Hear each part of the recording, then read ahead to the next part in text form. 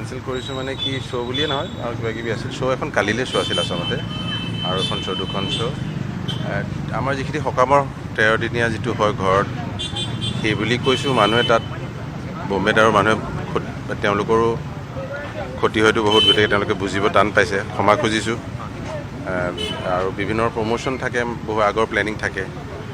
বেয়া পাইছে কিন্তু বেয়া পালেতো ঘৰত মানুহজন ঢুকালে যি হয় যিটো সেইটো বুলি বুজাইছোঁ মানে সেইটো সেইখিনিতো বুজিবই লাগিব আৰু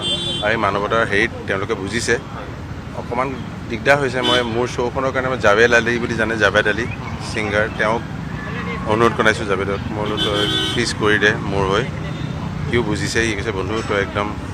চিন্তা নকৰিবি কৰ মই তোৰ হৈ জুবিনদাৰ হৈ কৈ মই শ্ব'খন কৰিম এনেকৈ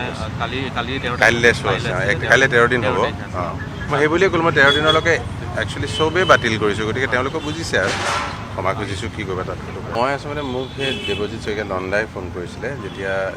মই ডুবাইত আছিলোঁ ঢুকুৱা দিনা সেই আহি পাইছোঁ তেওঁ ফোন কৰিছিলে সেইদিনাই কৈছিলে মোক যে এনেকুৱা এটা মেটচ এটা আছে শ্ৰেয়া ঘোষালে অলৰেডি কোৱা কথা মানে তুমি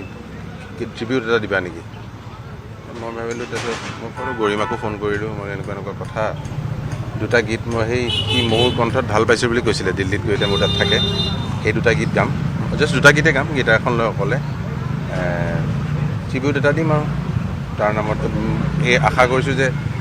কাৰণ কি অ'পেনিং চেৰেমনি গতিকে অ'পেনিং চেৰেমনিটো বৰ ডাঙৰ বস্তু ৱৰ্ল্ড কাপৰ চ' অ'পেনিং চেৰেমনিত যদি সেই গীতকেইটা যদি তেওঁলোকে যদি মানে মাধ্যমেৰে আমাৰ প্ৰচাৰ মাধ্যমেৰে যদি গৈ বস্তু পৃথিৱীত মানুহে দেখে শুনে সেইটোও ভাল লাগিব কিমান হয় নাজানো মই গাম আৰু নিজৰ ফালৰ পৰা দাদা সঠিক পথত তদন্ত আগবাঢ়িছে গৰিমা বৌয়ে কালি কেইটামান খুব বিস্তৃত মন্তব্য দিছে হয়তো আপুনিও বিচাৰিব যে সঠিক তদন্ত কৰক যে নিৰ্জন দ্বীপ এটাত য'ত বাধা আছিল নিব নালাগিছিল তালৈ লৈ গ'ল গৰিমা বৌয়ে যিটো শেষতহে গম পালে প্ৰথম কেইদিন একোৱে গম পোৱা নাছিলে আমিও গম পোৱা নাই আচলতে আমিও তদন্ত হ'ব লাগে প্ৰথমতেতো সময় লাগে ন ঢুকুৱা চকটোৱে কিমান দিন লাগিছে বুজোতে তাৰপিছতে বুজিলোঁ এনেকুৱা অৱহেলা বা ইৰেছপনচিবিলিটি হৈছিলে তাৰ গাটো বেয়া আছিল গতিকে সেই তাইও বুজিছোঁ সকলোৱে বুজাত সময় হৈছে গতিকে তদন্তটো আগবাঢ়িছে বৰ ভাল কথা আৰু